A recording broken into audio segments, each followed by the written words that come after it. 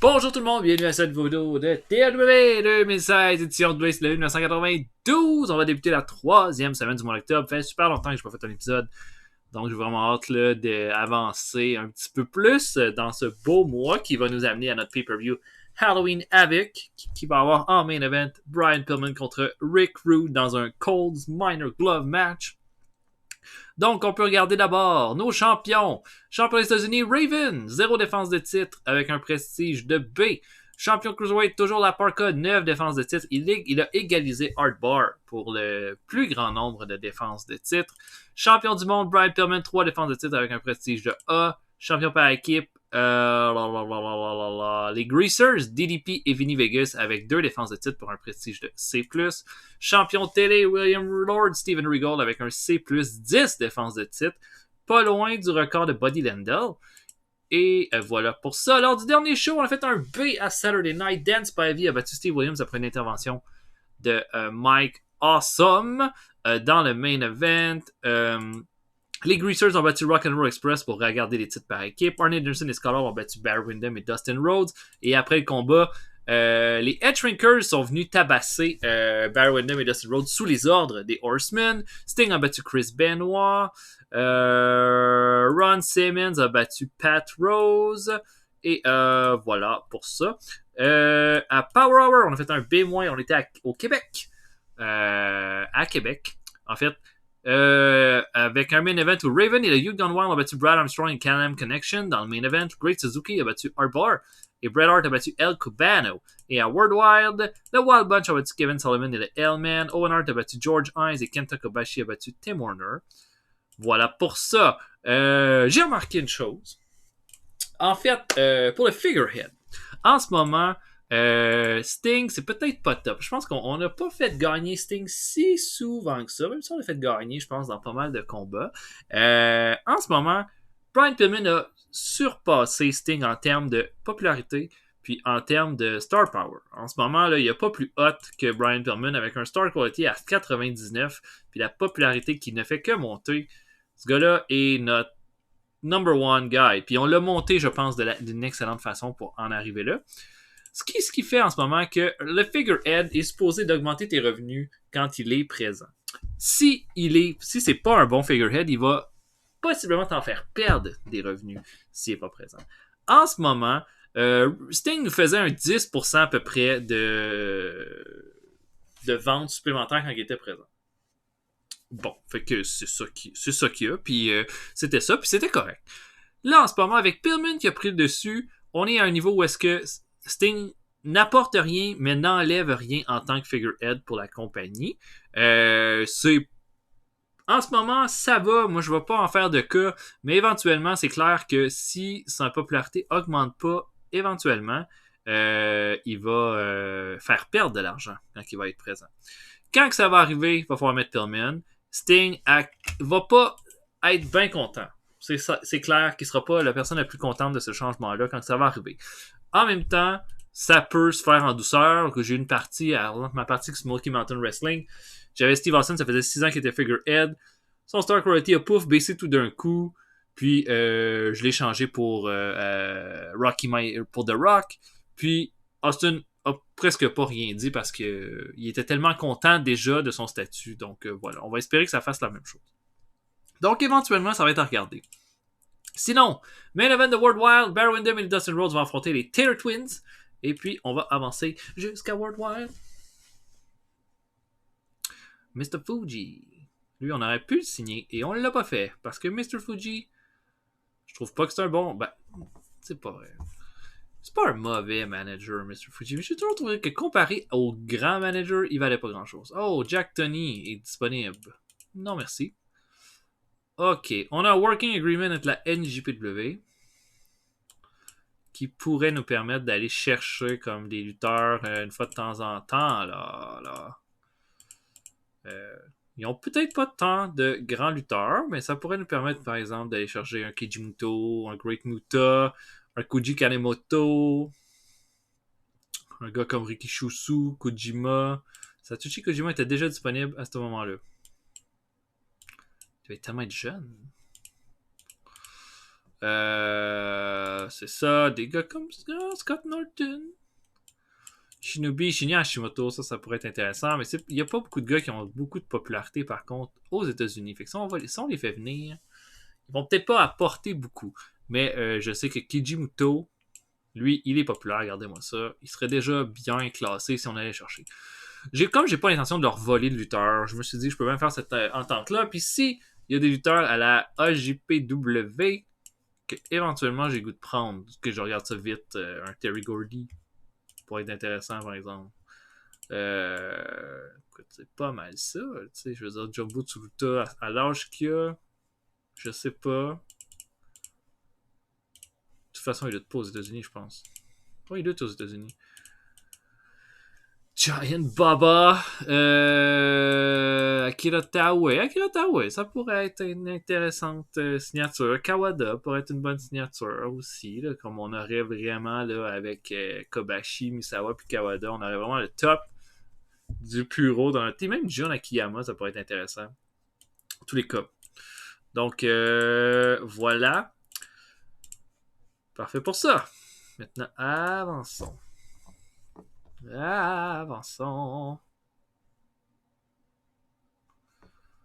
Justement, Hashimoto. On va peut-être te voir à la WCW bientôt. Why not Peanut? Ok, rien d'intéressant. Oh, Roddy Piper. Qui signe avec nous. Signé à un contrat.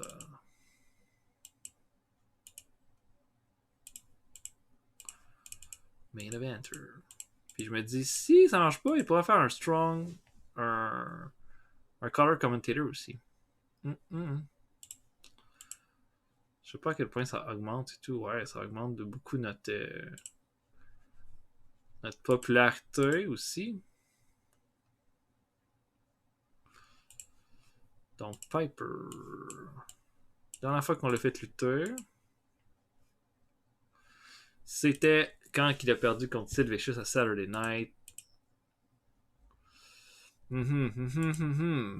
Mais Vicious en avait pas tant profité au final. Puis je dirais Vicious profite plus de son face turn en ce moment que de rien d'autre de cette victoire-là contre Roddy Piper. Mais whatever. Donc, avançons. Oh, il y a encore des moral issues. Dans les 5000, là. Il est au moins juste annoyed.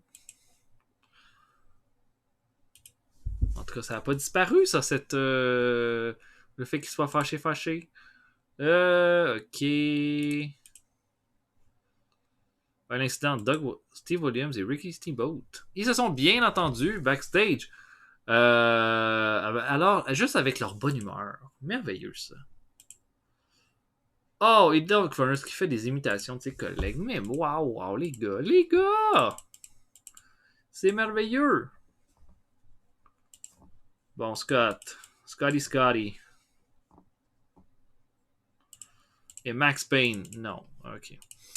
Donc, main event, Wyndham, Dusty Rhodes contre Taylor Twins, je book! Et on se voit après. À tantôt, tout le monde. Ok, on débute ça. On est à Hawaii devant 915 personnes, alors que on a débuté ça entre Mark Merrow et Stevie Ray. Mark Merrow qui est dans le développement, Stevie Ray qui est dans le Enhancement Talent. Stevie Ray va aller chercher sa première victoire à la WCW en faisant son 110th Street Slam sur Mark Merrow pour la victoire, qui est un spine buster. Mark Merrow améliore son performance skill. Stevie Ray, on va essayer. Bon, il va surtout servir à mettre du monde en avant. Je donne une petite victoire comme ça. Max Payne affronte Aaron O'Grady, gros gars contre petit gars. Au final, Max Payne va faire son painkiller à 4 minutes 35 pour l'emporter sur O'Grady, qui va faire une performance de D-, ça s'améliore lentement dans son cas. Ensuite, une petite commotion pour Max Payne. Et Aaron O'Grady aurait eu du heat parce qu'il aurait causé la blessure. On a ensuite Danny Brown, un lutteur local qui affronte Rip Morgan. Ça dure pas longtemps, 7 minutes 5. Rip Morgan va l'emporter facilement.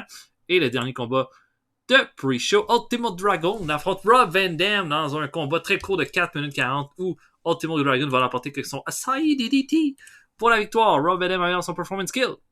Et voilà, on ouvre ça. Combat Jushin Thunder Liger et Hardbar. Bon combat de B pour commencer ça. Au final, Liger va l'emporter clean à 12 minutes 23 avec un Shooting Star Press. Hardbar va améliorer son flying skill avec ce combat-là, mais immédiatement après, Two Cold Scorpio va venir attaquer Liger. Et Hardbar va se joindre à la fête. Ils vont tabasser Liger et le laisser comme ça, pouf, dans le ring. Ça fait pas un gros segment, par exemple. Des plus, seulement. Mike Rotundo fait une promo là, pour répondre à ce que Ricky Steamboat a dit. Il dit que Steamboat se donne pas mal trop d'importance en pensant que Rotundo a été insulté du fait que Steamboat l'ait battu dans un combat par équipe. Un combat par équipe, ça veut rien dire. Par contre, Steamboat, ce qui va vouloir dire quelque chose, c'est quand ils vont tous les deux s'affronter dans le ring à Halloween avec. Ça va être violent, ça va être plein de techniques, de petites choses, d'expérience. Puis au final, qui va l'emporter? Celui qui veut se rendre au top, pas celui qui est content d'être au statut ou ce qui est rendu à son âge. C'est celui qui a le plus faim qui fait gagner, puis celui qui a le plus faim, c'est Mike Rotundo. Ensuite, Tim Horner affronte Lord Steven Regal pour le titre par équipe, pour le titre télé, dans un bon match de B. Lord Steven Regal va faire abandonner Tim Horner à 12 minutes 1 avec son Regal Stretch. Belle performance de B- pour Regal dans ce combat-là. Lord Steven Regal améliore son performance skill avec ce combat-là. Et notre main event, Barry Windham et Dustin Rhodes affrontent les Taylor Twins. C'est un peu une revanche. Ces deux équipes-là s'étaient affrontées dans un pay-per-view il n'y a pas si longtemps que ça. Ça avait donné un bon combat aussi.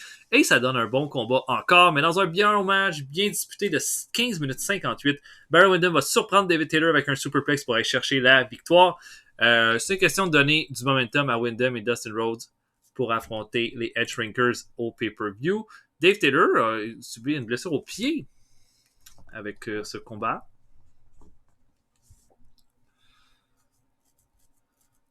Là, j'ai hâte de voir ce que c'est. Bon, 2 blessures. Dustin Rhodes dit qu'il aime ce qu'il entend de Stevie Ray. On devrait lui donner plus de promos. Et Liger dit que Rip Morgan ne sait pas faire du selling. Joe Diamantine qui signe avec nous comme road agent encore. Ça, c'est une bonne nouvelle. On va regarder les blessures. 4 jours, 5 jours. Fait que c'est vraiment pas grand-chose. Du tout. OK, maintenant. Peut-être un combat par équipe. Encore. Je sais pas trop, hein. Ouais. Si je m'en vais au Canada, les Wild Bunch sont pas populaires au Canada. Vader est vraiment populaire.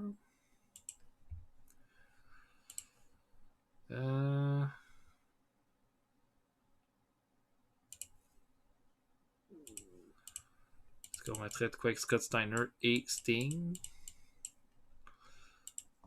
contre Big Van Vader?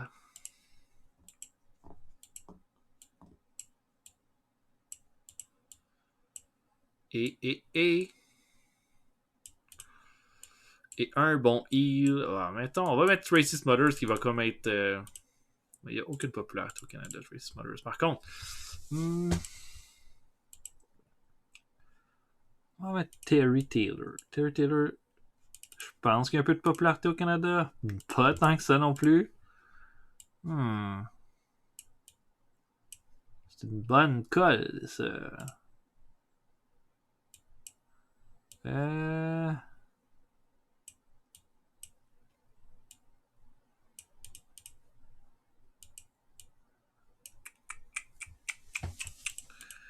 Kyle, son ancien buddy, bon, en même temps, il était à E+. Je veux dire, E+, ça va. C'était un peu son ancien allié. Bon, Killer Kyle dans un main event. Pas quelque chose que je m'attendrais. Mais voilà, on va y aller avec ça. Où est-ce qu'on va aller par contre? Où Sting est le plus populaire? Pas mal partout, sauf en Saskatchewan. Scott Steiner, où est-il le plus populaire?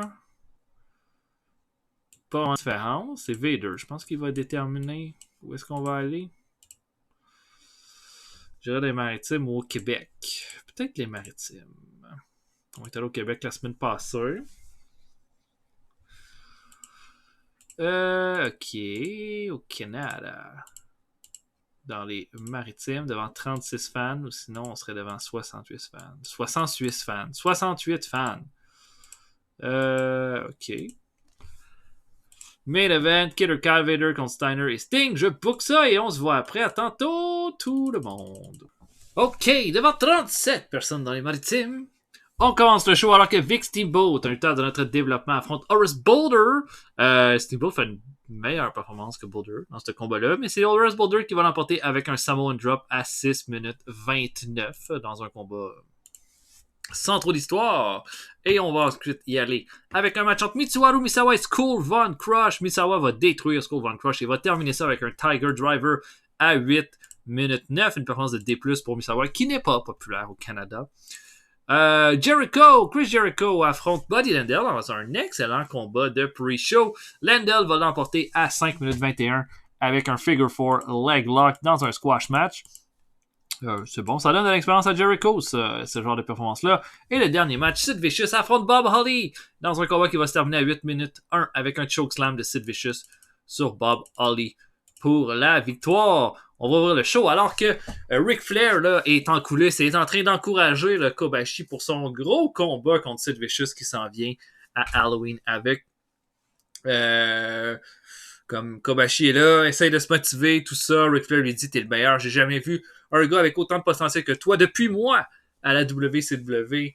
T'es le futur de la W, t'es le futur de la fédération. Tu vas le détruire, ce gars-là. Puis il faut pas se fier à ce qui s'est passé avec Scott Hall puis Arn Anderson. C'est de la chance que Sid Vicious a eu. C'est pas un bon lutteur, c'est un gars qui est pas complet. Et Ric Flair est comme... ils sont face à face, Kobashi et Flair. Kobashi regarde au-dessus de l'épaule de Flair et la caméra suit son regard. Puis on voit Sid Vicious qui est quand même assez loin, qui regarde froidement Kobashi et qui lui fait juste le coupe-gorge avec son doigt pour lui dire que ça s'en vient Halloween avec pas mal plus vite qu'il pense. Et Sid Vicious s'en va et Kobashi a l'air moyennement convaincu là, de son combat et des encouragements de Ric Flair ensuite. Donc ça a fait avancer le storyline et ça augmente le heat. Un B+. Brad Armstrong affronte George South dans le combat d'ouverture du show. Armstrong va faire son side Russian leg sweep à 12 minutes 42. On met Armstrong over avant son combat de championnat contre Raven au pay-per-view. Le Patriot affronte ensuite Bobby Eaton. Et puis, bon match, bien relevé entre les deux lutteurs. Eaton est sur le bord de l'emporter. Il va monter sur la troisième corde pour faire son Alabama Jam. Sauf que Buddy Landel va arriver dans le ring, il va faire un descente du coude au Patriot et va l'attaquer. Et ça va causer la disqualification de Bobby Eaton. Et Eaton est là, qu'est-ce que tu fais là? J'avais la victoire en main et là, Landel est comme, whatever, là, comme... faut le battre, faut le tabasser ensemble. Finalement, là, les deux vont travailler ensemble. Mais le Patriot va revenir, va faire un double shoulder block et envoyer les deux lutteurs en bas du ring. Performance de C pour Eaton, C- pour le Patriot pour un bon match. Eaton améliore son Rumble skill. Et notre main event, Killer Kyle et Big Van Vader affrontent Steiner et Sting. Bon match. Au final, Scott Steiner va battre Big Van Vader avec un Screwdriver. Imaginez-vous donc, là, ça, ce finisher-là, c'est vraiment pas un joli finisher. Et il va faire le pin. Et là, après le combat, Steiner va prendre le micro et va dire à Sting, je sais que tu veux affronter Vader au pay-per-view, mais moi aussi, j'ai des choses à régler avec Vader. Toi, t'as pas réussi à le battre. Moi, j'ai jamais réussi à te battre, mais j'ai réussi à battre Vader. Puis si je pouvais vous battre les deux dans un même combat, ce serait la plus grosse victoire de ma carrière. Puis je tiens à aller chercher ça. Sting, il dit, on a tout le temps été des amis, Scott. Depuis que ton frère est parti, j'ai essayé d'être là pour toi. Mais si tu veux te rentrer là-dedans, dis-toi une chose, on sera pas des amis à ce combat-là. Peut-être après, puis certainement avant, mais pas pendant ce combat-là. Et les deux se serrent la main. Et on va avoir un triple threat, Scott Steiner, Sting et Vader à Halloween avec. Ça fait un B pour ce show-là, ce qui est quand même pas mal bon, à mon avis. Oh mon Dieu, ça a l'air d'un méchant monsieur, ça. Carl Kramer. Ou Kramer. Ok, bon, rien vraiment d'intéressant là-dessus. Le Wrestling Challenge. Brian Hobbs, il dit no bravo, battu le One Man Gang et le Warlord. Ok. Oh, Ray Lloyd va aller chercher faire un combat d'MMA, ça veut dire qu'on l'aura pas dans le roster durant ce temps-là. Ok. Oh, Antonio Inoki est frustré parce qu'il peut pas lutter. Oh, il a pas lutté depuis janvier. Oh, damn. Oh, Dusty Rhodes a dit qu'il déteste toujours son premier combat dans une nouvelle promotion. Ben, il s'en va pas. Fait que c'est une bonne nouvelle. Dory Funk doit avoir besoin d'un break. Je sais pas, il lutte où? Dory Funk à la Wing. À la Wing, puis la PWFG. Oh, il fait encore des main events au Japon, là, lui. Là. Wow, Dory. Faut se calmer.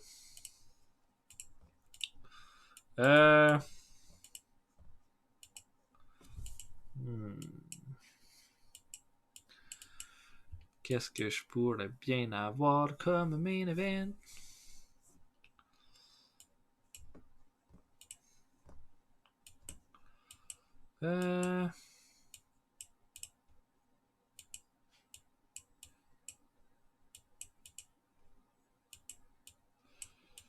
C'est de voir.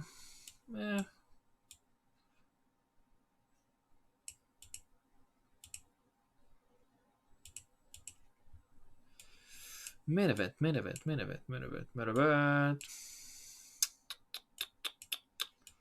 Ça pourrait être.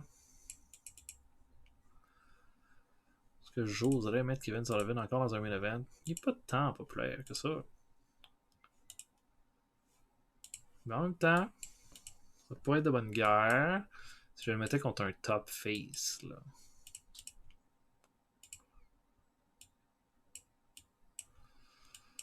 Ouais, top face étant. Il dit non. Est-ce que je le mettrais contre Pillman qui défendrait son titre une fois de plus? Ça ferait un peu l'affaire du champion défendant. Mais je n'ai pas déjà fait ça, ce match-là, en fait. Non, je l'ai pas fait. Let's go. Une autre défense de titre pour Pillman en main event. Contre Kevin Sullivan. OK.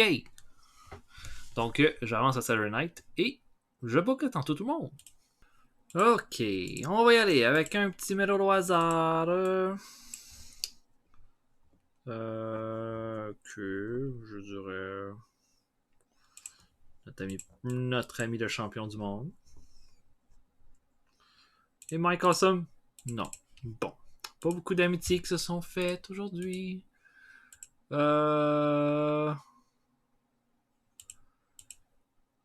C'est bon. Donc, main event, Pillman contre Kevin Sullivan. Je book et on se voit après. À tantôt, tout le monde.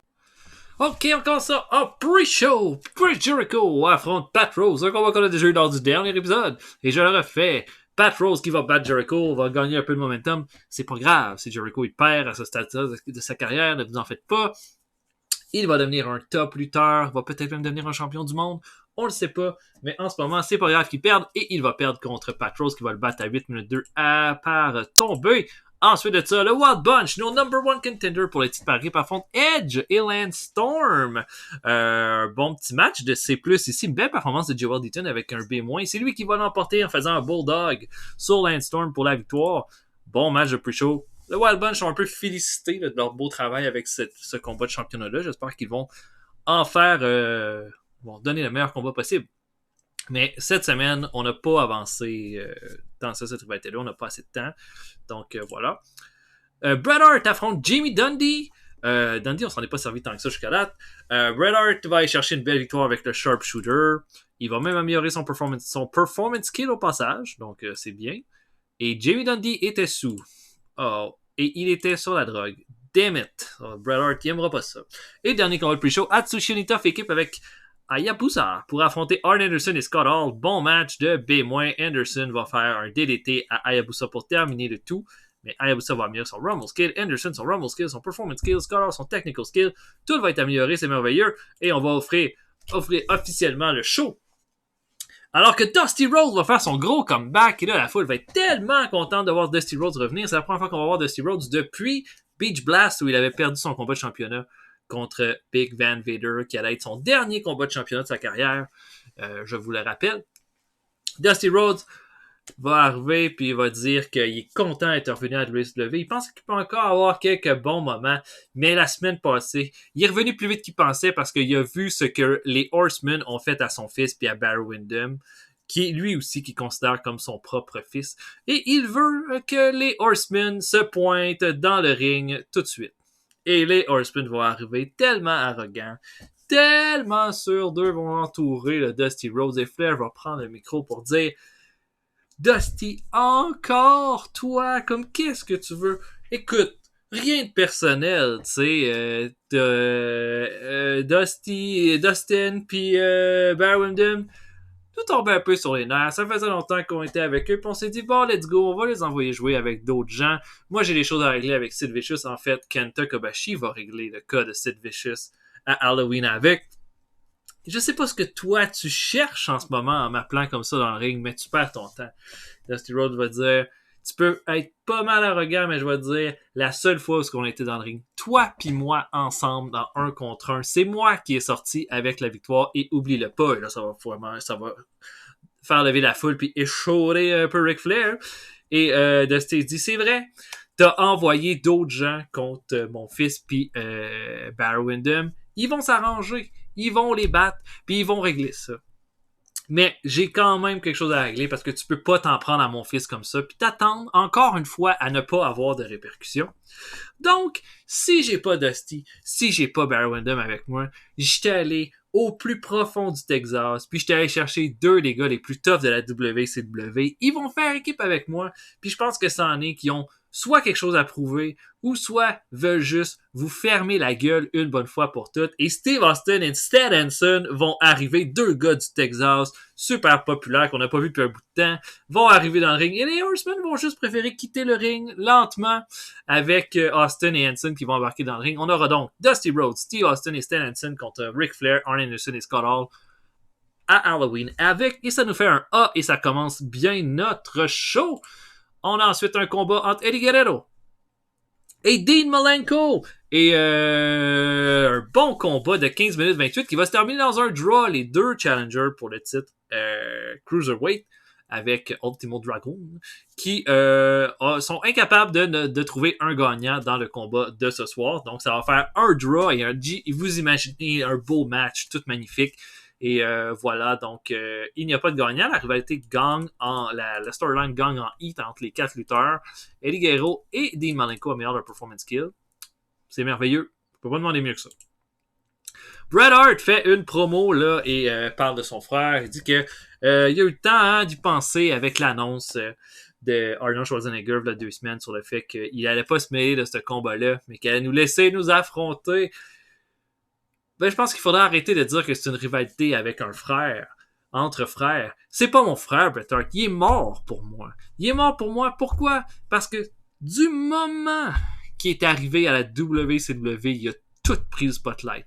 J'étais le champion par équipe le plus long de l'histoire de la WCW. J'étais en feu. Moi puis Jushin Thunder Liger, on était l'équipe la plus solide de l'histoire de la WCW. Bret Hart arrive, il prend tout le spotlight. Tout le monde parle juste de lui. Personne parle de Owen Hart. Encore une fois, même chose qui s'est passé tout le long de ma carrière. Bret Hart est arrivé, puis après ça, il s'est considéré assez important pour se mettre avec moi dans une rivalité contre les Terror Twins, alors que j'étais tout à fait capable de régler ça moi-même. Il est arrivé, il m'a pris le pin dans la victoire, puis il a encore considéré que c'était lui le héros. Ben j'en ai eu assez. J'ai terminé ça, puis je vais terminer ça à Halloween avec. J'affronte pas mon frère, j'affronte juste mon ennemi, mon némésis, puis celui que je dois éliminer pour continuer d'avancer. B- pour cette promo de Owen Hart, bien fait. C'est bon. On a ensuite George Hines qui affronte Rick Rude. C'est pas long. Rick Rude arrive dans le ring, va tabasser, va jouer avec George Hines pendant quelques minutes, va terminer ça avec le Rude Awakening. Rien de palpitant et c'est tout. Rick Rude va juste regarder George Hines comme un déchet et s'en aller ensuite. En fait, il va s'en aller à la table des commentateurs et va être avec Jim Ross, Jesse Ventura et Paulie Dangerously pour leur dire qu'il veut absolument voir Brian Pillman affronter Kevin Sullivan ce soir. On a la Parka qui fait une promo qui dit qu'il a bien aimé. Ben, il parle en espagnol et puis il y a les sous-titres qui sont à l'écran. Il dit qu'il a adoré voir le combat entre Dean Malenko et Eddie Guerrero, qui est si en plus ajouté Ultimo Dragon à ça, vous avez possiblement le plus grand combat de l'histoire de la lutte Cruiserweight qui s'en vient à Halloween avec. Sauf que la Parka, il a déjà gagné des combats 4-way, 3-way, nommez-les, il est toujours remporté gagnant. Et le plus grand champion Cruiserweight de l'histoire va garder son titre à Halloween avec. Un bon C+, pour cette promo-là. Ensuite, combat par équipe. Ron Simmons et Sid Vicious affrontent Shawn Michaels et Jack Victory. Bon combat de B. En le fond, là, Vicious et Simmons sont juste trop puissants. Puis trop forts pour Michaels et Jack Victory. Donc, à un moment donné où est-ce que Michaels va sentir la soupe chaude, il va juste laisser Jack Victory tout seul dans le ring. Il va foutre le camp, ce qui va permettre à Simmons de faire son Spinebuster à Victory pour la victoire. Michaels et Jack Victory n'ont pas une bonne chimie ensemble. La rivalité perd en heat entre Simmons et Shawn Michaels. Mais elle avance quand même avec ce segment-là. Jack Victory améliore sa technique avec ce combat-là. Puis ça donne une petite présence dans le ring pour Sid Vicious là, cette semaine. Qui en avait déjà fait une, je pense. Cependant. Ben oui. On a ensuite Lord Steven Regal qui est dans le ring et qui dit à Mitsuharu Misawa de venir dans le ring. Hein? Il dit que c'est le plus grand champion télé de l'histoire de la WCW. Tout près de battre le ring. Et c'est pas Mitsuharu Misawa qui va mettre fin à ce ring-là à Halloween avec. Donc il veut voir qui va affronter. Et Mitsuharu Misawa va juste se tenir comme ça, froidement, devant Lord Steven Regal. Et Regal va continuer à l'insulter. Misawa va rien dire, va simplement avancer en mettant son pied. Et Regal va foutre le camp, va lancer le micro, va juste dire « Ok, c'est bon, je veux rien savoir. » Puis là, il va « T'essaies de jouer dans ma tête, Misawa, Puis Misawa fait rien, il est juste là, à ne rien dire. Et voilà, Regal va s'en aller. Petit segment pour mousser là, cette rivalité qui s'en vient à Halloween avec. On a ensuite une magnifique promo pour les Dangerous League avec les Skyscrapers, Mike Awesome et Dan Spivey. Préparez-vous, vous allez voir ce soir les Skyscrapers en action. C'est un privilège que vous avez de voir Dan Spivey et Mike Awesome comme ça dans le ring devant vous. Pourquoi? Parce que il y a des grandes choses qui se préparent pour les Skyscrapers, mais il y a surtout des mauvaises choses qui se préparent pour toi, Steve Williams. La semaine passée, t'as vu, t'es incapable de battre Dan Spivey. T'as jamais été capable de le faire. Puis non seulement ça, t'es pas capable d'accepter que Spivey t'a quitté comme partenaire. À un moment donné, il va falloir accepter. T'as perdu ton ami, Steve. T'as perdu ton ami. Mais Dan Spivey s'est retrouvé bien entouré pour la première fois de sa carrière. Puis là, il t'a battu. Il n'y a plus rien à prouver. À Halloween avec, ça va être à Mike Awesome de t'affronter. Ça va être à Mike Awesome de te détruire toi, comme Dan Spivey t'a détruit toi la semaine dernière. Puis après ça, on pourra passer à autre chose finalement. Tu vas arrêter de nous tourner autour, tu vas arrêter d'être toujours dans nos jambes. Ça va être la fin. Une magnifique promo de A+, pour Dangerous Lee, qui évidemment est un dieu au micro. Donc voilà, pas de négatif que du positif. Et notre main event, un A! Ryan Pillman affronte Kevin Sullivan pour le titre WCW World Heavyweight et va battre Sullivan à 17 minutes 54 avec un Air Pillman. J'ai même pas fait un... J'ai juste fait un combat régulier puis j'ai eu un A. C'est quand même vraiment bon. En fait, c'est un excellent main event. J'ai rien à dire contre ça. Et ça prouve encore une fois que Pillman est le top. Le top en ce moment. Et il va juste l'emporter. Et durant le combat, Rick Rude, il va avoir un face-à-face avec Rick Rude. Rick Rude, finalement, ça ne donnera rien. Et Pillman va juste aller dans le ring, va faire son Air Pillman à Sullivan et terminer le tout. Ce qui nous donne un A, ce qui augmente notre popularité dans 24 régions. Et c'est un excellent score pour un bon show, au final. Voilà, je pense qu'on a été bon. Toutes les grosses rivalités ont toutes été touchées cette semaine. Certaines ne l'ont pas été, mais généralement, la plupart ont été touchées, donc c'est bien. C'est bien. Oh, Billy Black est à la radio. Il aime pas son nouveau match aussi dans une nouvelle promotion. Eh bien, ok. Bret Hart était pas content parce que Jimmy Dundee était sur la dope. Steve Austin dit que Billy Black connecte pas avec les fans. Dusty Rhodes dit que Jack Victory est en train de devenir un bon lutteur. Et Shawn Michaels dit que Steve Armstrong connecte pas avec les fans. Et le dit que Dean Malenko connecte pas avec les fans. Hello les boys, là, pouvez-vous être plus gentils avec vos amis? Bon, Bret Hart n'a pas de problème de morale, ça c'est la bonne nouvelle. Brian Lawler veut une augmentation, 75%, tout le monde est content. Et voilà pour ça. Et bon, maintenant, ça va être pour notre prochain épisode. Quel sera notre main event pour World Wild? Une autre défense de titre pour Regal. Why not? Why not?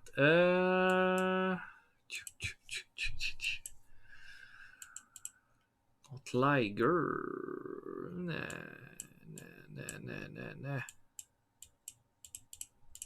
Finley, non. Ça me prend quand même quelqu'un un peu au top là, pour l'affronter en main event. Jericho, non. Bret Hart, non, pas encore. J'ai quasiment fait toutes mes lutteurs. On a déjà eu Tim Warner. On va avoir un rematch entre Patriot et Lord Steven Regal.